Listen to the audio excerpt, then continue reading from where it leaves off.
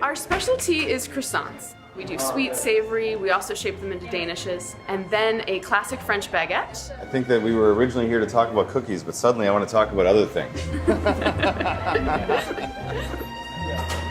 Our goal today is to cook 3 trays of cookies at one time, have them be perfectly even, and show folks why the convection mode in the Wolf electric oven is the ultimate mode.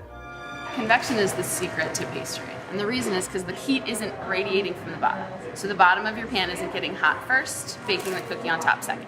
My favorite cookie has just a little bit of brown around the edge and soft in the middle. A perfectly cooked chocolate chip cookie. Most ovens, all the heat comes from the bottom of the oven. You put in 3 trays of cookies, and the bottom one gets most of the heat. Sometimes people open the oven and start shifting trays of cookies around to try to get them to cook even. It just makes it very difficult when it really should be very easy. You can see it's lighter in color, increase volume a little bit, we're whipping some air into it.